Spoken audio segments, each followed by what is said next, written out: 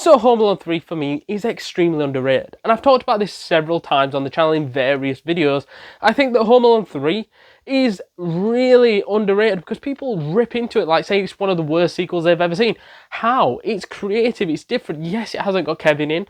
Yes, they moved away from Macaulay Culkin, and they moved away from several other different factors in Home Alone 1 and 2. But it felt new, it felt fresh, and it really brought a breath of fresh air to the franchise. If you look at what Home Alone 4 did, it was a bona fide remake that had Inspector Gadget in as a villain. What the fuck is that about?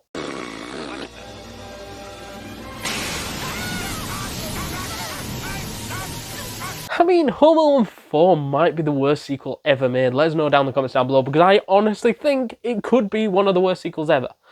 Not gonna lie. I think the main reason why I like Home Alone 3, not above 1 and 2 by any stretch of the imagination, I'm not fucking daft, but I do like Home Alone 3 as a different kind of sequel because it's different. It feels different. For one, it doesn't have Kevin in it. Two, it doesn't have the burglars of Harry and Marv in it, in which might be a downgrade, obviously, with the new villains coming in, but it feels like a different story that they're telling by bringing in different characters. Okay, and then third of all, I think the whole story element is completely different. It's not like, okay, parents leave kid at home, sets booby traps and the rest of it. It's more of, he isn't meant to be at home. He's ill, so he's had to stay at home. His mum and dad have had to go out to work to earn money for the family to keep it going over around near Christmas time. It looks like it's around winter time rather than Christmas time. There is a reefs and shit, but I wouldn't say it's a bona fide Christmas film. And you also have this idea that the burglars aren't just burgling houses for the sake of it. They're looking for this computer chip, which was in a toy car, which got mixed up in a bag or two, and this other woman ended up taking it back to her house. But then she ends up giving the car toy as she knows she's picked up the wrong bag, but doesn't know who to give it to, so she gives it to a neighbour for cleaning up her driveway of snow. So I think that was interesting because then these burglars then were looking for the woman, tracking down to a street so that they could go through all the houses and try to find this toy with the computer chip in, which could do some fucking damage and is worth a lot of fucking money. And this makes sense why Alex would eventually get his house intruded by burglars, because they then find out Alex has the computer chip, as he revealed that he has the toy car as well.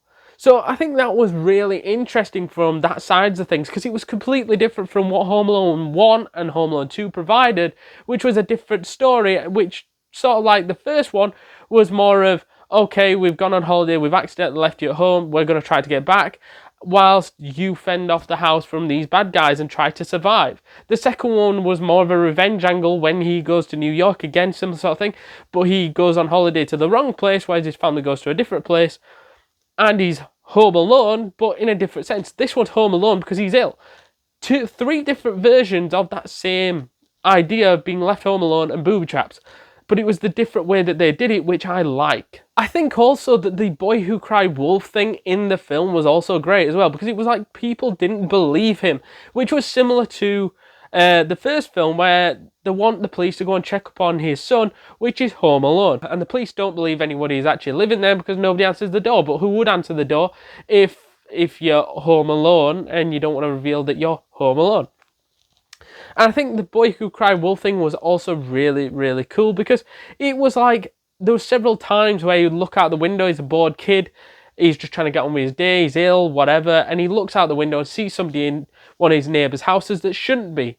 And he then reports it to the police. There's a burglar in that house. They come flying around the corner, and there's nobody there because he hides away, or he manages to escape. The second time he does it, because he sees it in another house, and he's putting all these pieces together that they're obviously looking for something, because it's the same burglars either trying to steal stuff, but when they're realizing, the police, that nothing's been stolen and they can't find anybody, this is where they start to untrust this kid. And then Alex then believes that he now needs to fend for himself a little bit, because the police aren't going to help him.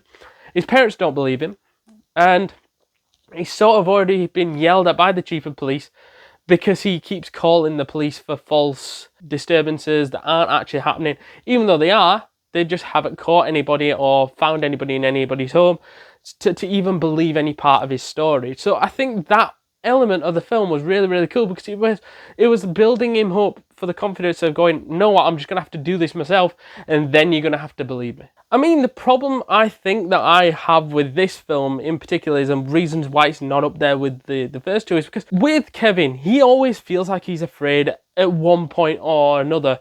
In Home Alone 1 or in Home Alone 2, you see fear in his face either when the criminals catch up with him, or they genuinely get cornered, or they corner Kevin and you think, fuck, this is all over, and he's genuinely fearing for his life. Whereas with Home Alone 3, Alex never gets put in that scenario. Alex just seems to be always confident and never feels like he gets behind at any point. He never gets scared that he's home alone, or he never gets frightened. Whereas Kevin, on several occasions, especially I can think of in the first film, where he gets scared because he's home alone, he's without his parents, this is the first time he's really been home alone, and he's got to survive by himself, and he's got to brave up. And I think that's what was so great about Home Alone 1 and Home Alone 2, where he sees the great in life of being home alone, but he also sees the downwards thing of being home alone, where he's got that negative impact. And also, the villains were nowhere near Harry and Marv's level, let's be honest. Yeah, never mind, you get. How do you like it, huh? And don't get me wrong, I think the villains weren't bad in Home Alone 3, they were just largely forgettable. You can't remember their names, you can remember sort of what they look like, but you're just there just to see the fun with them going into the booby traps, really, because they don't really inflict themselves as mass burglars or mass villains of any kind, doing things any differently. And again, they never feel like they threaten Alex in any way, shape or form, apart from grabbing the toy car at a point, but that's about it. And obviously the ending was good of seeing the traps, because the traps are the best part about Home Alone. It's like, who watches Saw just to see people talking, or just see Jigsaw showing how evil he is by just standing there? People want to see the traps, that's the main thing.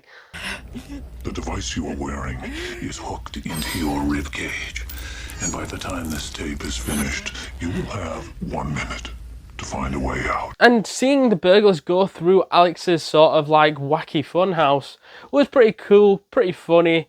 A lot of it is blown out of proportion because it's like animation humor. What it is, these traps are very unrealistic. A lot of the stuff happening is very unrealistic. People could probably fucking die from them. But it's one of those where it's still funny, still enjoyable, and the villains get caught, as they always do. So I think that was a great end for the film, and puts an end to quite an underrated, you could say Christmas classic, but I'm just going to say a classic Home Alone sequel.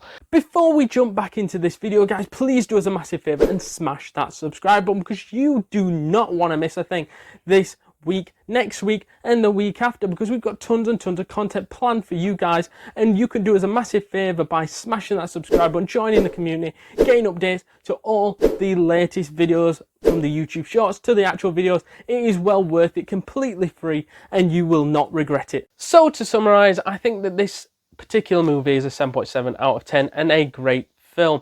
Let us know your thoughts down in the comments down below. Is it good, bad, terrible, amazing? Let us know all that jazz down those comments down below. And if you haven't yet seen our Home Alone 2 movie review, give that a check right now.